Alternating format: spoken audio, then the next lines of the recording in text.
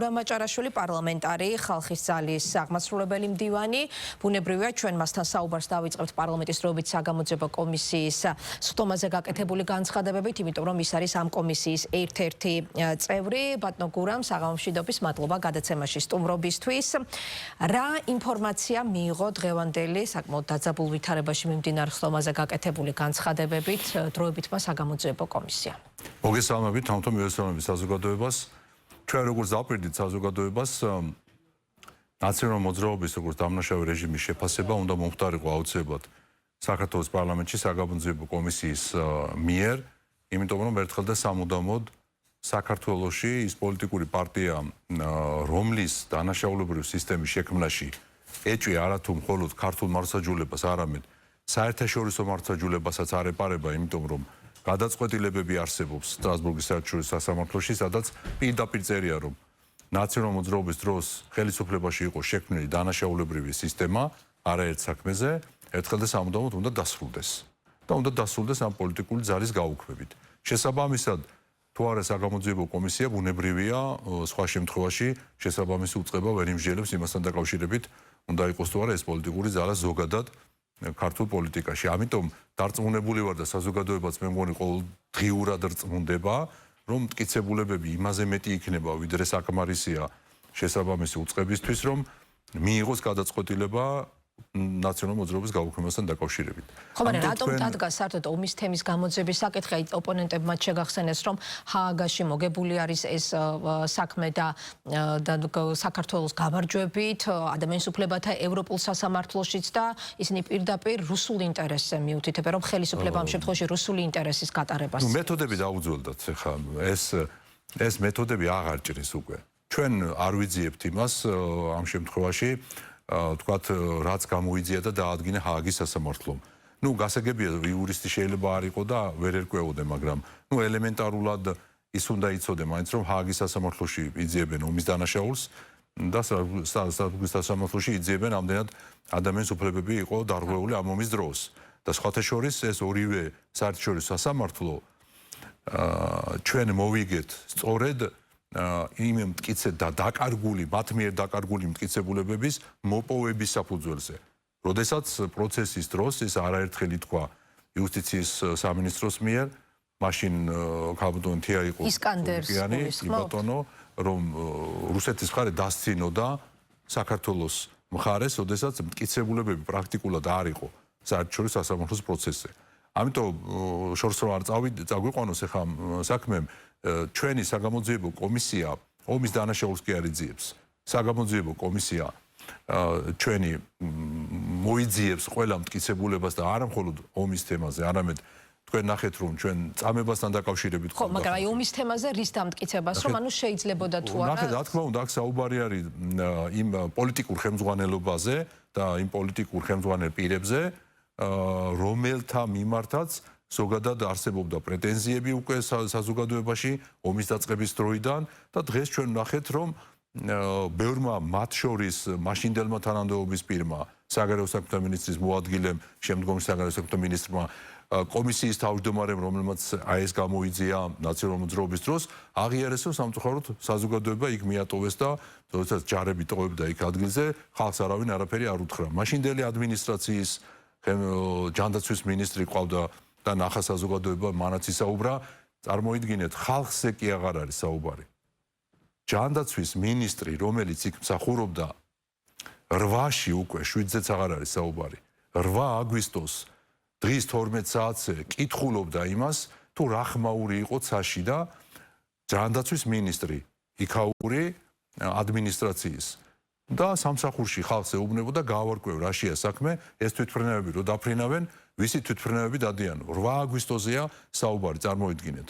არა მხოლოდ ხალხი მიატოვეს, საკუთარი ადმინისტრაცია, საკუთარი თანამდებობის პირებიც კი მიატოვეს და არავინ არ იცოდა, იქაური ადმინისტრაციის ჯანდაცვის მინისტრი საკუთარ თანამშრომლებს ეუბნებოდა, გაავარკვევ ახლა რა თვითმფრინავი დაფრინავს ჩვენს თავზეო.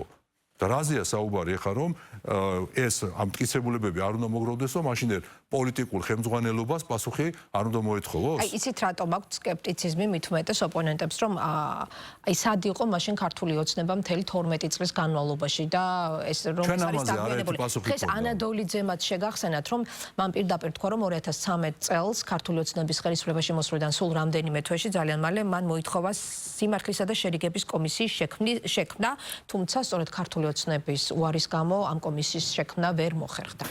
ნახეთ ამ ორი მიმართულება შეიძლება ამ საკითხზე. ჩვენ ავირჩიოთ ერთი ის რომ ჩვენ არაერთხელ ვამბობთ ამას ხალხის ძალამ მათ შორის რომ ეს პროცესები ცოტა უნდა დაჩქარებულიყო რომ ამ შემთხვევაში ნაციონალური მოძრაობის მათ შორის გასამართლების პროცესი დაწყებულიყო, თუმცა ჩვენ ვიცოდით ასევე ის ჯერ კიდევ როცა ქართულ ოცნებაში ვიყავით რომ ეს საერთაშორისო პროცესები როცა მიდიოდა ჰააგაში და სტრასბურგში ბუნებრივია რომ ხელს უშლიდა აი ასეთი ტიპის საგამოძიებო კომისიის შექმნას. იმიტომ რომ ჩვენ უფრთხილდებოდით იმას რომ როდესაც შენ საკუთარ ქვეყანაში საგამოძიებო კომისია გაქვს შექმნილი იმ დროინდელი პოლიტიკური ხელმძღვანელობის შესაფასებლად და მის წინააღმდეგ ბუნებრივია რომ საერთაშორისო სასამართლოში ამას შეიძლება გარკვეული პრობლემები შეექმნა.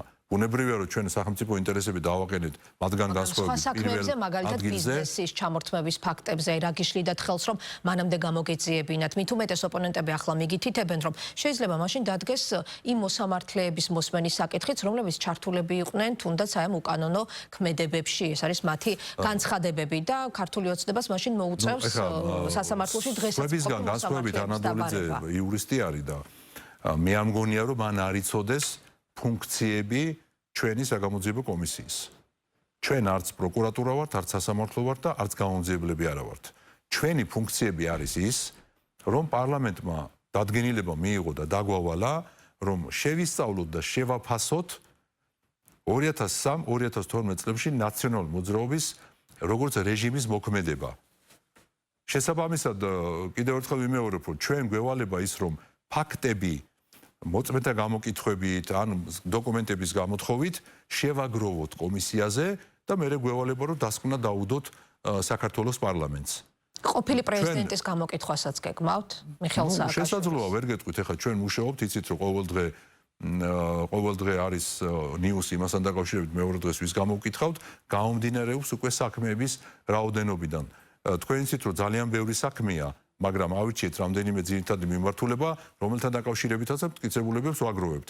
ასე რომ ჩვენ კიდევ ერთხელ ვიმეორებ, რომ აქ საუბარი არ აქვს იმასთან დაკავშირებით, რომ კონკრეტულ მაგალითზე ჩვენ ვინმეს წინააღმდეგ საქმეს აღვძრავთ. თუ ასეთი რამ ჩვენ შევამჩნიეთ, უფლებამოსილება გვაქვს იმის, რომ პროკურატურაში გადავაგზავნოთ შემდგომი რეაგირებისთვის, მაგრამ ჩვენი ფუნქცია არის ის კიდევ ერთხელ ვიმეორებ, რომ მტკიცებულებები შევაგროვოთ რეჟიმის შესაფასებლად. ამაზე არ მოსვლის გამო უკვე ორი ადამიანის საქმე გადაასცა კომისიამ პროკურატურას მამუკა ხაზარაძეს და ბადრი ჯაფარიძეს გულისხმობ.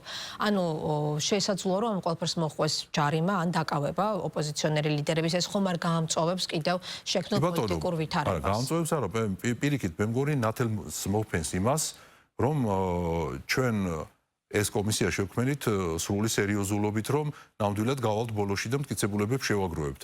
და შენ თუ ეთამაშები საქართველოს სახელმწიფოს ამ შემთხვევაში, მაშინ პასუხსაც აგებ. აი რას ნიშნავს ახლა მაშინ ხაზარაძის განცხადება, ჯერ პარლამენტის ლეგიტიმაციას არ აღიარებს. და სასამართლოს ლეგიტიმაციას აღიარებს? თქვა რომ არც სასამართლოს, მაგრამ მაგისტრ მოსამართლესთან არ ვენდობენ, მაგრამ მიიღო მაგისტრ თუ არც ერთს არ აღიარებს და არც მეორეს არ აღიარებს, მაშინ ყოფილი ადამიანი ასეთ გადაწყვეტილებას არ მიიღებს, რომ 1 საათით კომისიაზე მოსულიყო ის ერჩივნა, თუ ეხლა რამდენიმე საათით ან რამდენიმე დღით მოუწევს პროკურორთან და მოსამართლესთან პასუხების გაცემა და დიდი ალბათობით, რასაც ჩვენ ხედავთ, სისხლის სამართლის კოდექსი, რასაც ამბობს, მას მოუწევს სისხლის სამართლებრივი პასუხისგებლობა და არა მხოლოდ უბრალოდ ადმინისტრაციული პასუხისგებლობა და თქვენ ხედავთ ეხლა ლოგიკას. მეც გეტყვით ის როგორ ჩანს მიხვდა და გაანალიზა რომ სერიოზულად არის აქ საქმე და პროცესები სერიოზულად მიდის და როგორ ჩანს უკვე ეხლა არჩია რომ მაგისტრ მოსამართლესთან მივიდეს. ეხლა მაგისტრ მოსამართლესთან რამე განსხვავებულ სიტყვის ვიდრე გამომძიებელთან? ან უფრო უკეთესი არისო მისთვის რომ მოსულიყო საგამოძიებო კომისიაზე, ხო დავინახეთ რომ ადამიანები ვინც მოდიან კითხვებს ვსვავთ, ისინი პასუხობენ და მერე მიდიან.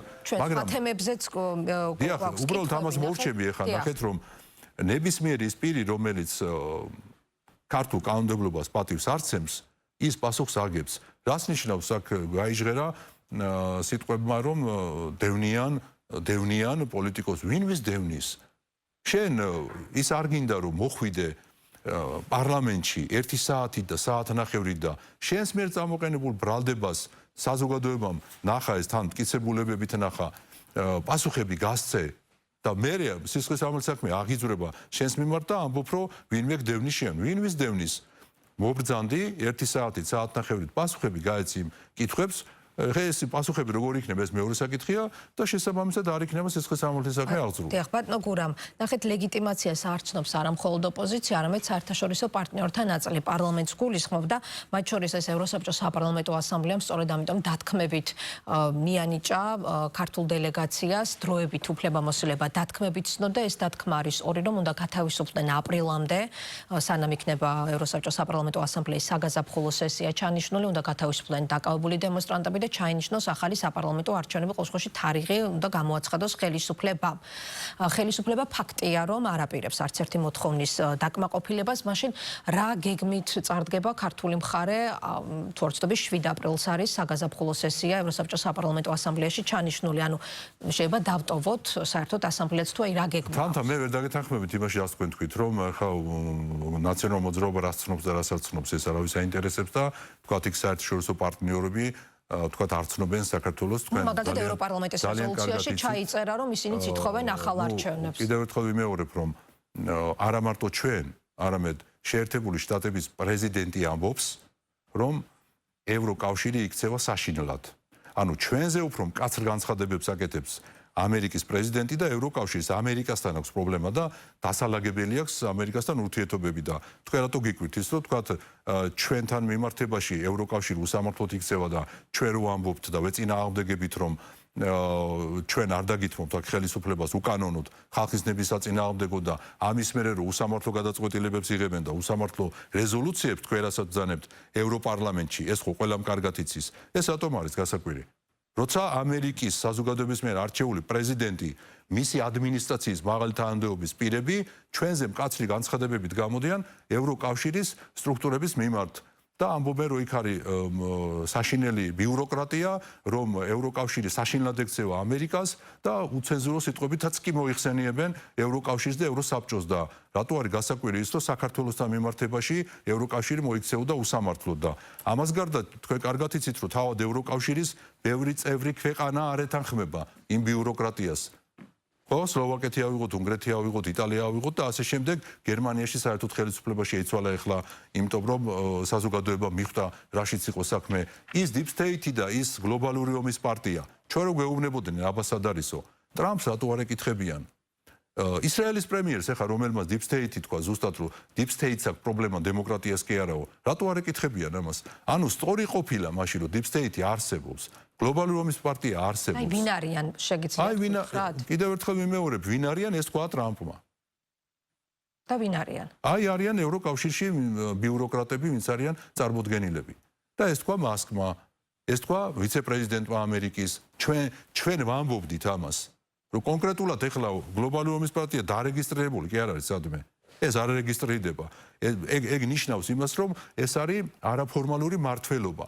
და თქვენ ნახეთ რომ კიდევ ერთხელ ვიმეორებ ისრაელის პრეზიდენტი გამოვიდა პირდაპირ თქვა რომ დემოკრატიას კი არ აქვს პრობლემა აქვს არაფორმალურ მართლობას პრობლემა პირდაპირ თქვენ ამერიკის პროფესორები გამოდიან უნივერსიტეტის პროფესორები გამოდიან და პირდაპირ ამბობენ იმას რომ ეს არის არაფორმალური მართლობა რომელიც ეხლა შესუსტდა მართალია ამერიკაში იმიტომ რომ ამერიკელმა ხალხმა მიიღო გადაწყვეტილება რომ ტრამპი მოიყვანა მაგრამ სამაგიეროდ დარჩა ისევ ევროკავშირში და თქვენ როგორ ახსნით ახლა ამას რომ აი მაგალითად ამერიკის პრეზიდენტი მის ადმინისტრაციით სერიოზულ კონფლიქტში ევროკავშირთან და მის წარმომადგენლობასთან ევროპის სახელმწიფოებთან კი არა ევროკავშირთან და მის ბიუროკრატიასთან ეს ხო ხელის გულზე დევს და ახლა ამ ფონზე თქვენი ეს ნარატივი რომ თქვათ ევროპარლამენტმა რაღაც რეზოლუცია მიიღო აბსოლუტურად ფაქტია უბრალოდ ბატონო ფაქტი არის ნახეთ აი ფაქტი არის ევროსაბჭოს მომცემი არ არის მესმის მაგრამ არაფრის მომცემი არ არის ფაქტია ევროსაბჭოს ადამიანის უფლებათა კომისრის დღევანდელი ანგარიში სხვათა შორის ევროსაბჭოს გენერალური მდივანი იყო ის ადამიანი რომელიც ჩამოვიდა დეკემბერში იმაში როდესაც პოლიტიკური კრიზისი იყო ქვეყანაში და ხელისუფლების წარმომადგენლების შეხვდნენ და იქ გარკვეულწილად იყო ამ შემთხვევაში წინადადება რომ თქვათ უცხოური გავლენის გამჭვირვალობის კანონზე შეიქმნებოდა საბჭო თუ საჭირო იყო ხელისუფლება ცვლილებებს შეიტანდა ევროსაბჭოს ადამიანის უფლებათა კომისარმა დღეს გამოქვეყნა საკმაოდ მწვავე შინაარსის ანგარიში, სადაც მოუწოდა ხელისუფლებას, რომ გამოიძიოს აქციის მონაწილეთა და მედიის წარმომადგენლებზე ძალადობაში ბრალდებული სამართალდამცავების საქმეები უფრო ეფექტური გახადოს და მეტი დამოუკიდებლობა უზრუნველყოს დროებით სპეციალური საგამოძიებო კომისიის ხაზი გაუსვა იმასაც, რომ თქვათ ნიღბიანი პოლიციელების სათანადო იდენტიფიკაცია წარმოადგენს ერთ-ერთ მთავარ პრობლემას და წარმოდგენას ასევე კანონში, გულისხმობს სისხლის სამართლის და ადმინისტრაციულ კანონებში და შეკრების და მანიფესტაციის შესახებ კანონში შესული ცვლილებებიც გააკრიტიკა და ხელისუფლებას პირდაპირ მოუწოდა იქ ცვლილებების შეტანისკენა. ხელისუფლებამ ეს რეკომენდაციები არ უნდა გაითვალისწინოს? ეხლა მე მაქვს ესეთი კითხვა. ევროსაბჭოს ადამიანის უფლებათა კომისარი არის ერთადერთი, რომელიც თუნდაც ამ ბოლო კანონებს აკრიტიკებს. კი ბატონო, ეხლა მე გეტყვით, აი ძალიან მარტივ მაგალითს. მოლოტოვის კოქტეილის როლასთან დაკავშირებით თქვენ იცით რომ აქცია ჩატარდა მე ვისროლე ასეთი წინადადებით მე ვისროლე მოლოტოვის კოქტეილი იყო და ეს ყველაფერი წაახალისა ევროსაბჭოს ერთ-ერთმა ფონდმა დააფინანსა აქ. ანუ ის პიროვნება რომელსაც მოლოტოვის კოქტეილი ესროლა პოლიციას და ცოცხლად წვავდა, უნდათ რომ გმირად შეერაცხათ და მოლოტოვის კოქტეილის სროლა გმირობად უნდათ რომ შეერაცხათ და ეს დააფინანსა ევროსაბჭოს ერთ-ერთმა ფონდმა. და 2 თუ 3 დღის წინ შეერთებული შტატების გენერალურმა პროკურორმა მოლოტოვის კოქტეილის სროლა განაცხადა რომ არის ტერორიზმი. ეხლა რომელს დაუჯეროთ ჩვენ? შეერთებული შტატების გენერალური პროკურორს რომ მოლოტოვის კოქტეილი ტერორიზმია სროლა თუ ევროსაბჭოს მიერ დაფინანსებულ აქაურ სირცხვილიას და სხვადასხვა NGO-ებს რომლებსაც შეუწყვიტა ამერიკამ დაფინანსება რომ მოლოტოვის კოქტეილის სროლა არის გმირობა. ანუ მე ამით იმის თქვა მინდა რომ ევროსაბჭოს უმაღლესი კომისარი რო ეს ანიშნავს იმას რომ თავის თავად რასაც ამბობს ის არის სიმართლე. იმიტომ რომ ჩვენ ვამბობთ რომ სიმართლე სადაც არის ჩვენ აუცილებლად ვიტყვით იმას. ჩვენი პოლიტიკა ხალხის ძალის სწორედ ეს არის. და ბოლო აი 2-3 წლის განმავლობაში აი მან გადაარჩინა საქართველო, როდესაც ჩვენ გამოვიდა სიმართლე ვთქვით და ამის მერე ხელისუფლებას მიეცა საშუალება რომ პრაგმატული პოლიტიკა ეწარმოებინა, რითაც მერე შეძლოდა აი მშვიდობით მოვედი დღემდე და მე გეტყვით რომ ჩვენი განცხადებების და კომენტარების იდენტური არის, თუ გნებავთ მივყვეთ ამერიკის დღევანდელი პრეზიდენტის და მის თანამდებობის პირების განცხადებები. ბატონო გურა, მაგრამ ფაქტი არის ისიც, რომ თქვათ აქციის მონაწილეებსა და მედიის წარმომადგენლებზე ძალადობაში ბრალდებული სამართალდამცავების საქმეებიც არ არის გამოძიებული. ნახეთ მე რა მინდა გითხრათ, კიდევ ერთხელ ვიმეორებ რომ ჩვენის მხრიდან არც ერთი ასეთი ფაქტი არ ყოფილა უყურადღებოდ დატოვებული. თუმცა მეორეს მხრივ ვერც ერთ ჟურნალისტს ეგრეთ წოდებულ ვითომ კრიტიკული მედიიდან ვერ წამოვაცდევინე ერთი სიტყვაც კი რომ მაგალითად ძალადობრივი აქციონერის მიმართ, რომელიც აქციაზე იდგა და ძალადობას ჰქონდა ადგილი, იყო დასაგმობი. აი ეს ვერცეც ვერ ვათქმევინეთ. ეს ზუსტად ნიშნავს იმას, რომ მიზანი იყო მათი, რომ ეს აქცია ყოფილიყო ძალადობრივი, ის რაც ხდებოდა მაგალითად უცხოეთში მათ შორის. მაგრამ აი ხლა ვნახოთ თქვენ ევროპიდან ახსენეთ, ხო, ევროკავშირის წარმომადგენლების კრიტიკა. გერმანიის ელჩის საქციელი რამდენად ევროპული ღირებულებაა, როცა გერმანიის ელჩი გამოდის და ძალადობრივ აქციას გამოხატვის თავისუფლებად მოიხსენიებს და დაშავებულ პოლიციელებზე ამბობს, რომ მათი მხრიდან იყო გადამეტება და საკუთარ ქვეყანაში, გერმანიაში, სულ ერთი თვის წინ, როცა მოხდა დარბევა ძალადობრივი აქციის, გერმანიის შინაგან საქმეთა მინისტრი გამოვიდა და 5 წლით რომ არის სანქცია ძალადობრივი აქციის მონაწილეების მიმართ, 7 წლამდე გავზარდოთ, თუ შევიდა ბუნდესტაგში. და ამაზე რომ თხოვეთ კომენტარი გერმანიის ელჩს, არაფერი არ თქვა. ანუ ერთი და იგივე ფაქტზე ძალადობრივი აქცია იყო საქართველოში და იყო გერმანიაში.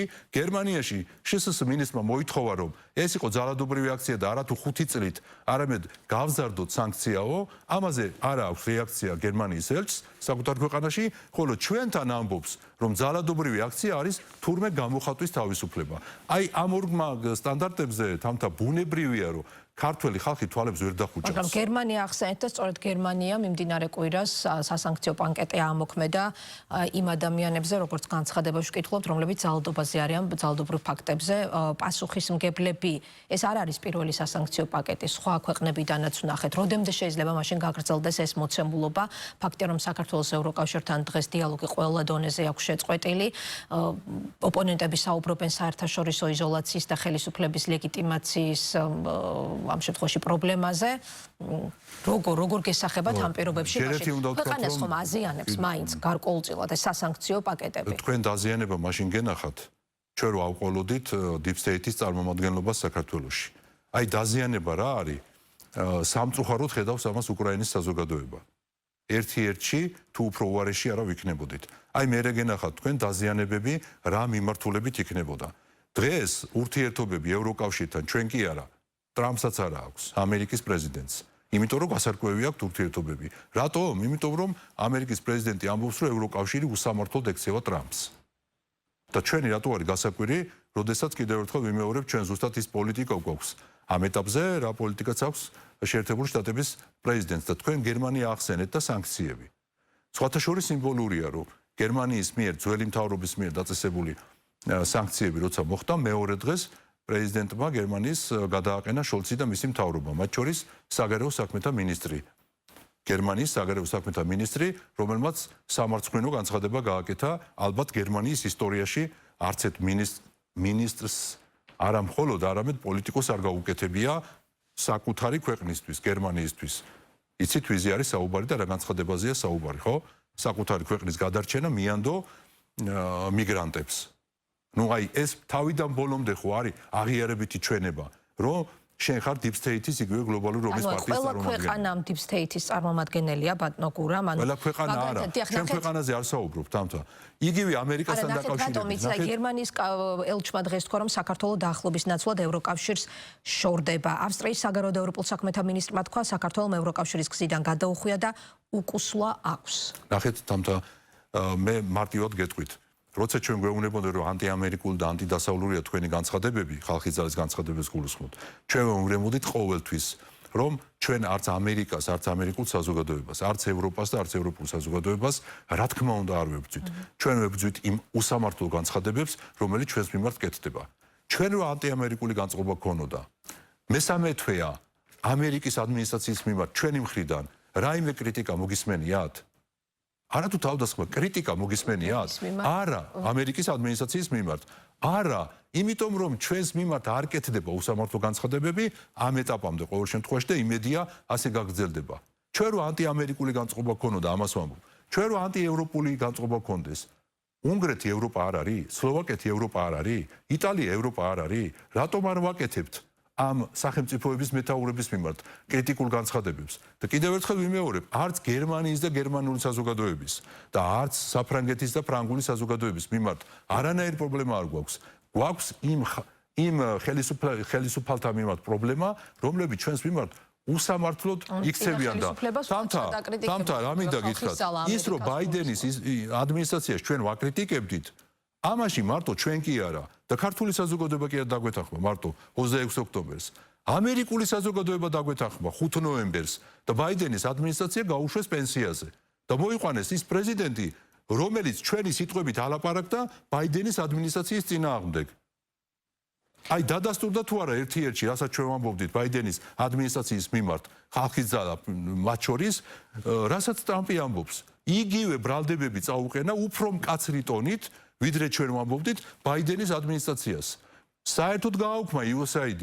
თქვა რომ სხვა ქვეყნებში შიდა პოლიტიკაში ერეოდაო. ამას ვამბობდით ჩვენც. აი ეს მომენტია და იგივე არის ევროპის მიმართაც. ხელისუფლება გამორიცხავს ოპოზიციასთან დიალოგს. დღეს ავსტრიიდან, როდესაც მაკა ბოჭორიშვილი შეხვდა ევროპულ და საგარეო საქმეთა მინისტრს ავსტრიაში, მისგან იყო აი ასეთი გზავნილი, რომ პასუხისმგებელ პოლიტიკურ პირებს მოვუწოდებთ დაძლიონ პოლარიზაცია. და ასევე მან თქვა, რომ საქართველომ უნდა გააგრძელოს დიალოგი როგორც ევროკავშირთან, ისე ორმხრივ ფორმატებში. მნიშვნელოვანია ასევე დიალოგი ოპოზიციასთან და სამოქალაქო საზოგადოებასთან. უნდა მიიღოს თუ არა მართლმა გუნდმა ეს რეკომენდაცია და დიალოგი სცადოს ოპოზიციასთან. იმიტომ რომ ეს იყო ერთ-ერთი საერთაშორისო პარტნიორი. კიდევ ერთხელ ვიმეორებ, რომ ჩვენთვის დომერი პირველი ლეგიტიმაციის მომნიჭებელი ყოველთვის არის არა მარტო ჩვენთვის, ნებისმიერ სახელმწიფოში, საზოგადოება, ქართული საზოგადოება. მან ეს გადაწყვეტილება მიიღო. ამის შემდგომ ჩვენ აბსოლუტურად ყველა ქვეყანასთან, რომლის ხელისუფლებაც აბსოლუტურად ნორმალურად ადეკვატურია სოფლიო პროცესების, მათთან ჩვენ ურთიერთობები გვაქვს. თურქეთი ნატოს წევრი ქვეყანაა და ხელწამოსაკრავი ქვეყანაა, ურთიერთობები რო გვაქვს და საკმაოდ პარტნიორული ურთიერთობები, ჩვენ მეზობელ ქვეყნებთან ხელწამოსაკრავი ქვეყნებია, უნგრეთი, სლოვაკეთი, იტალია და ბევრი სხვა ქვეყანა ხელწამოსაკრავი ქვეყნებია, იგივე ავსტრია, რომელთანაც გვაქვს ურთიერთობები. იგივე თქვენ თქვით ევროკავშირში მართალია უმრავლესობა იქ deep state-ის წარმომადგენლობაა და ამ შემთხვევაში მოვიშველიებ იგივე ამერიკის პრეზიდენტის განცხადებებს ჩვენი თუ არ გჯერათ, იქაც არიან ადამიანები, თქვენ ახსენეთ გენერალ მდივანი, რომელიც ჩამოვიდა არჩევნების შემდგომ. ყوار ჩამოვიდოდა მას, რომ საერთოდ არ ქონოდა იმედი, რომ საქართველოში ის ხელისუფლებაა, რომელიც თავისით მოვიდა და ასე შემდგომ. ამიტომ მოდით ლეგიტიმაციაზე შევთანხმდეთ, რომ აქ პრობლემა არ არის, უბრალოდ საუბარია იმასთან დაკავშირებით, რომ სოფლიოში რა პროცესებიც წამოიწყო ამ deep state-მა, იგივე გლობალური ომის პარტიამ, ეს ყველაფერი დაინახა ქართულმა საზოგადოებამაც, ევროპულმაც და ამერიკულმაც. ქართულმა და ამერიკულმა ეს უკვე გადაწყვიტა არჩევნებით და გაუშვა deep state-ის მიერ დასმული ხელისუფლებები, ქართულ შემთხვევაში დატოვა და პოლიტიკური მოცემულობის განმუხტვა როგორ წარმოგიდგენია თქვაში საპროტესტო აქციები. კიდევ ერთხელ ვიმეორებ, თამთა, ნახეთ. ადამიანები ითხოვენ დაკავებული დემონსტრანტების მე თქვენ ახლა მოგიყვანთ რამდენიმე სენატორის განცხადებას და ამით კიდევ უფრო ნათელი გახდება თუ რა იყო deep state-ის წარმომადგენლების მიზანი. თქვენ ამბობთ, რომ საქართველოში რაღაც განმუხტვის სიტუაცია იყოს, ზიანი არ ქონდეს ქვეყანას და ასე შემდგომ. რა ზიანი უნდოდათ და რა მასშტაბის ზიანი უნდოდათ საქართველოში? აი ამას გეტყვით მათ შორის, რომ ჩვენ კიდევ ერთხელ მორიგ ჯერზე ვნახოთ, რას გადაასჭა საქართველო. უკრაინიზაციას რო ამბობთ სამწუხაროდ და საუბედუროდ, რაც დამართეს ჩვენს მეგობარ ქვეყანას უკრაინას, იგივე თუ უარესი არა უნდოდათ საქართველოში. და ეს რომ ასე არის, სენატორების განცხადება, რომ ამერიკაში ჩვენი ჯარისკაცები სახში გვყავს, მაშინ როდესაც უკრაინაში სისხლი იღვრება. გამოდის, რომ უკრაინის სისხლის ფასად და ჩვენი იარაღის გაყიდვის ფასად ჩვენ ეფექტურად ვაწარმოებთ ჩვენი ეროვნული ინტერესების გატარებას. ამას ამბობენ ამერიკის სენატორები. ამაზე მეტი როგორ აგიხსნათ თამთა ამერიკის წარმომადგენლობაში deep state-მა, რომ სამწუხაროდ უკრაინაში არსებული ომის ხარჯზე თვითონ მდიდრდებიან. ეს მოცემულობა ხო ჩვენი ნათქვამი აღარ არის. ამერიკის ინსტიტუტის და უნივერსიტეტის პროფესორებზე აღარ ვლაპარაკობ, რომლებიც პირდაპირ ამბობენ, რომ ეს იყო და არის ჯერჯერობით პირდაპირ მანქანა ფულის კეთების სამწუხაროდ ომი უკრაინაში. მეტი მაგალითი ვიღა მოგიყვანოთ. 70 მილიონზე მეტი ამერიკელის არჩეული ტრამპი, რომელიც პირდაპირ ამბობს და ეუბნება უკრაინის პრეზიდენტს, რომ მან იქ სასაკლაო მოაწყო და ინტერესი რატომ აქვს ომის გაგრძელების. შტატებს სტრატეგიულ პარტნიორობას შეჩერებული აქვს ამ დრომდე საქართველოსთან. ამ რა მოლოდინები გაქვთ? ესეც სხვათა შორის სიმბოლურია. ნახეთ, სტრატეგიულ პარტნიორობაზე ამერიკა მათ შორის დოკუმენტალურად წამოვიდა მხოლოდ 2009 წელს. როდესაც, ამ შემთხვევაში იმ ცნობილი ომის შემდგომ, როგორც ჩანს, სააკაშვილს რაღაცა საჩუქარი გაუკეთეს, მაგრამ მხოლოდ ქაღალდზე. როდესაც განაცხადა ბაიდენის ადმინისტრაციამ სტრატეგიული პარტნიორობა უნდა შევაჩერო, ჩვენ კითხვები დაუსვით. რა საჩერებთ? პირდაპირ ხაზებს აჩერებთ, ავიახაზებს, ინვესტიციის ჩადებას აჩერებთ, თანხების ჩადებას აჩერებთ, ვიზებს აჩერებთ, რომ ვიზებს აღარ მოგცემთ, თუ რას აჩერებთ?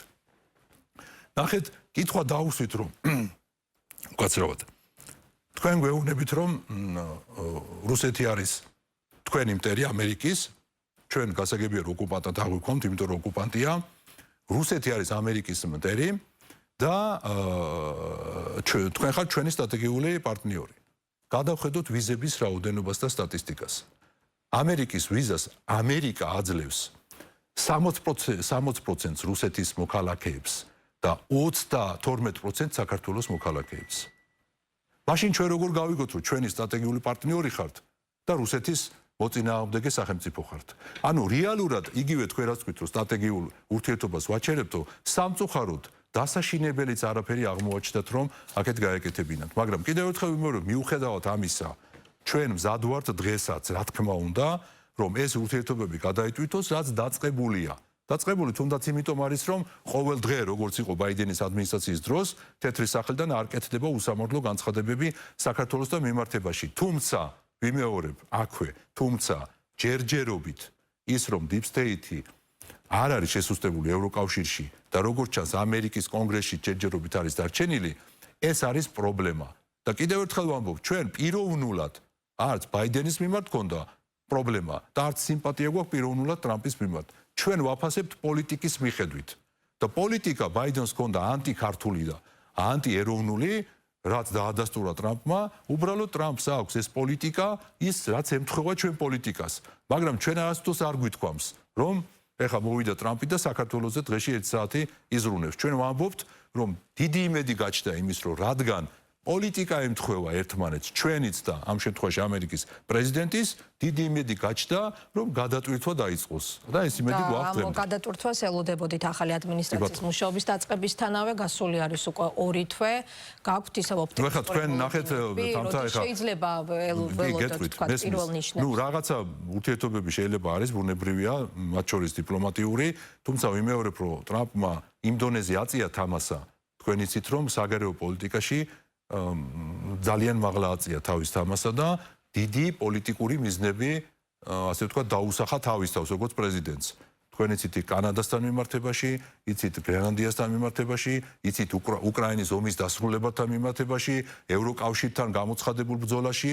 შესაბამისად, ეხლა ჩვენ არ გვაქვს იმის ილუზია, რომ ორ თვეში ამ ყველაფერს და მათ შორის საქართველოსთან ასე მარტივად დაალაგებს გადატვირთვას და იმედი გვაქვს, რომ ეს აუცილებლად მოხდება. მადლობა გურამ მაჭარაშვილი, პარლამენტის წევრი, ხალხის ძალის საგმასრობელი მდივანი, პასუხობდა გადაცემა დღის თემის შეკითხვას პირდაპირ ეთერში. გადაცემა ამით დასრულებულია. ხვალამდე დაგემშვიდობებით.